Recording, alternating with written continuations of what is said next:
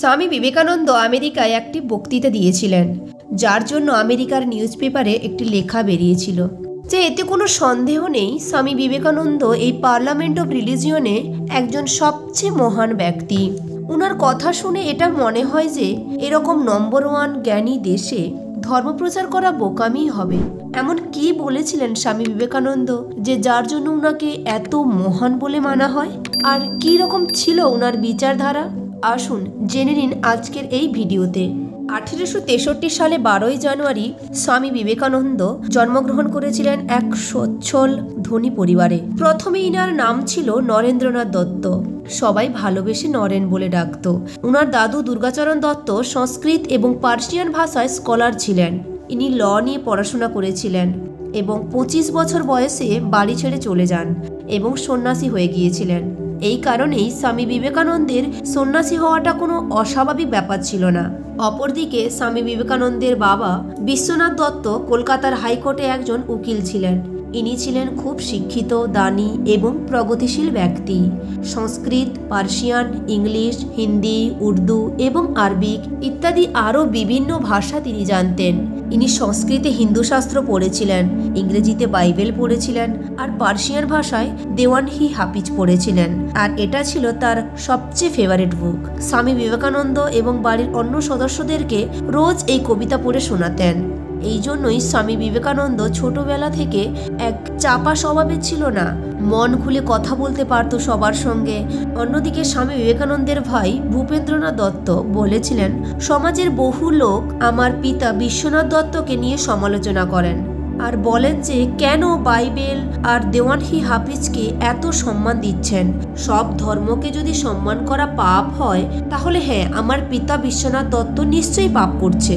সাথে সাথে বিশ্বনাথ দত্ত একজন দানশীল ব্যক্তিও ছিলেন, প্রচুর পরিমাণে টাকা পয়সা গরিবদেরকে দান করতেন। তাই কিছু কিছু লোক স্বামী বিবেকানন্দকে জিজ্ঞেস করেছিলেন যে গরিবদেরকে এত টাকা পয়সা কেন দেন, ওদের উপর খারাপ প্রভাব পড়ে। তো স্বামী বিবেকানন্দ উত্তরে বলেছিলেন, তোমাদের দেওয়া পয়সা দিয়ে ভিখারিরা কি করে এতে তোমরা কেন মাথা গলাচ্ছ? মেনে নাও না তারা ওই টাকা গাঁজা কেনা খরচ করছে, তো এটাই প্রভাবিত হবে। কিন্তু যদি চুরি করে বা অন্য কিছু, তো এর প্রভাব পুরো সমাজের উপর পড়বে। স্বামী বিবেকানন্দ বলেছিলেন দানশীল ভাব এবং বোধ শক্তি এগুলো সব তার পিতার কাছ থেকে পেয়েছেন। আর তার ইন্ডিয়ান ক্লাসিক্যাল মিউজিকের উপর যে এত ইন্টারেস্ট, এটাও তার পিতার জন্যই পাওয়া। স্বামী বিবেকানন্দের মাতা ভুবনেশ্বরী দেবী ছিলেন একজন ধার্মিক মাতা। উনি স্বামী বিবেকানন্দকে খুব ভালো শিক্ষা সংস্কারে বড় করেছিলেন। উনার বাণী ছিল, সত্যের সাথে মাথা তুললে অন্যায় মাথা ঝুঁকাবে, মুশকিল তো আসতে পারে কিন্তু সত্যের পথ ছাড়বে না। উনি বলেছিলেন যে নরেন, যখন লোক খারাপ ব্যবহার করবে তো তখন নিজের সম্মান বাঁচানোর চেষ্টা অবশ্যই করবে, কিন্তু কখনো কাউকে নিচু করে কথা বলবে না। সময়টা ছিল 1871 সাল, যখন স্বামী বিবেকানন্দ 8 বছরের ছিলেন। তখন উনাকে মেট্রোপলিটন ইনস্টিটিউশনে ভর্তি করা হয়েছিল। এই ইনস্টিটিউশনের হেড ছিলেন ঈশ্বরচন্দ্র বিদ্যাসাগর, যিনি ছিলেন একজন সমাজ সংস্কারক, সমাজসেবক, যার জন্য বিধবা বিবাহ আইনত স্বীকৃতি পেয়েছিল। এখন এই ইনস্টিটিউশনের নাম বিদ্যাসাগর কলেজ। এখান থেকে তিনি স্কুল পাশ করেছিলেন। নরেন্দ্রনাথ ছোটবেলা থেকেই খেলাধুলা, পড়াশোনায় খুব ভালো ছিলেন। এরপর 1879 সালে তিনি প্রেসিডেন্সি কলেজে ভর্তি হন। এটা ছিল হিন্দু কলেজ, যেটা ডেভিড হেয়ার ও অন্যান্য লোকেরা মিলে শুরু করেছিলেন রাজা রামমোহন রায়ের নেতৃত্বে। এটা ওই কলেজ যেখানে হেনরি ডিরোজিও ছাত্রদের মধ্যে ফ্রি থিঙ্কিং এনেছিল, যার ফলে ছাত্ররা শিক্ষকদের সাথে মন খুলে কথা বলতো, ছাত্রদের মধ্যে মুক্তভাবে চিন্তা ভাবনা করতে শিখিয়েছিলেন। আর এই ছাত্রদেরকে ডিরোজিয়ান্স বা ইয়ং বেঙ্গল নামে ডাকা হতো। আর এই ডিরোজিওর বাংলা নবজাগরণে এক গুরুত্বপূর্ণ ভূমিকাও ছিল। তো আবারও একবার প্রমাণ হয়ে যায় যে নরেন্দ্রনাথ এমন এক জায়গায় পড়াশোনা করেছিলেন যেখানে ছাত্রদেরকে মন খুলে প্রশ্ন করার জন্য জোর দেওয়া হতো।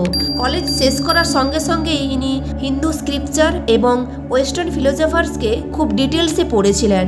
এদের মধ্যে খুব বিখ্যাত নাম হচ্ছে ইমানুয়েল কান্ত, জন স্টার্ট মিল, চার্লস ডারউইন এবং হার্বার্ট স্পেন্সার। এমনকি হার্বার্ট স্পেন্সারের প্রতি স্বামী বিবেকানন্দ এতটাই প্রভাবিত ছিলেন যে স্পেন্সারের এডুকেশনের বইগুলোকে বাংলাতে অনুবাদ করেছিলেন। অপরদিকে রাজা রামমোহন রায়, যিনি ছিলেন ব্রহ্ম সমাজের প্রতিষ্ঠাতা, ব্রহ্ম সমাজের গুরুত্ব ছিল র্যাশনালিজম, মাথা খাটিয়ে কাজ করা, অর্থাৎ ব্রেনকে কাজে লাগানো, এগেনস্ট কাস্ট রেস্ট্রিকশন, জাতিভেদ প্রথা, অন্ধবিশ্বাসের বিরোধিতা করা, ডিনাউন্স আইডল ওয়ার্শিপ অ্যান্ড পলিথিজম, মূর্তি পুজো বন্ধ করা, মনোথিজম, টলারেশন অ্যান্ড ইউনিভার্সাল ব্রাদারহুড। সেই সময় ব্রহ্ম সমাজ গোষ্ঠীকে আলাদা আলাদা ভাগে ভাগ করা হয়েছিল, আদি ব্রহ্ম, শ্রদ্ধারাম ব্রহ্ম। কলেজ পাশ করার পর নরেন্দ্রনাথ এর মধ্যে একটি দলে যোগ দিয়েছিলেন, যেখানে তার মতো আরও অনেকে ছিলেন এবং এতে তার খুব ইন্টারেস্টও ছিল। এর কিছু সাল আগে আদি শঙ্করাচার্য উপনিষদের ভিত্তিতে অদ্বৈত বেদান্ত প্রিন্সিপাল দিয়েছিলেন। আমি ভ্রম, তুমি ভ্রম, সব কিছু ভ্রম দ্বারাই তৈরি, আত্মা আর পরমাত্মা আলাদা নয়। তাহলে লোকেদের মধ্যে এত ভেদাভেদ কেন? নিজেকে অন্যের মধ্যে দেখো আর অন্যকে নিজের মধ্যে দেখো।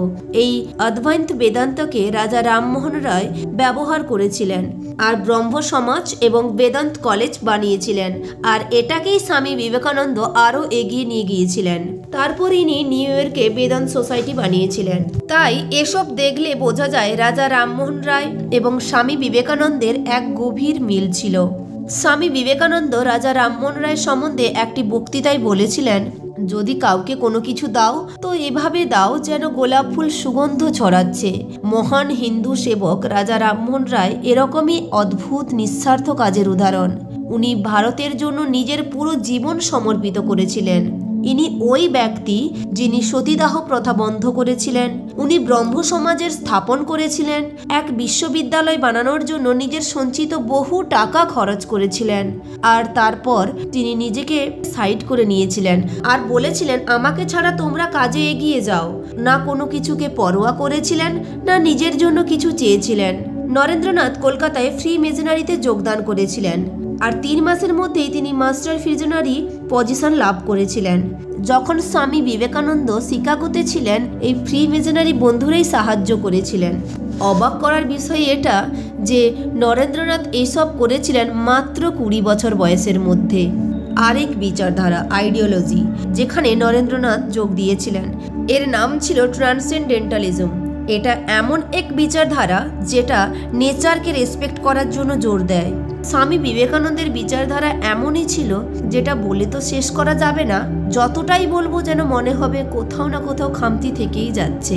হিন্দু, বাইবেল, হাফিজ পোয়েম, রাজা রামমোহন রয় এবং Vedanta, western philosophy, western esotericism, freemasonry, transcendentalism, এসব মিলেমিশে এক অসাধারণ ব্যক্তিত্ব বিচারধারা, যা সহজেই মানুষকে আকৃষ্ট করে। স্বামী বিবেকানন্দর নলেজ এতটাই ভিন্ন ছিল যে অনেক দেশ বিদেশে ভ্রমণ করেছিলেন, কিন্তু কোথাও গিয়ে মনে হয়নি যে কোনো নতুন জায়গায় এসে পৌঁছে গেছি।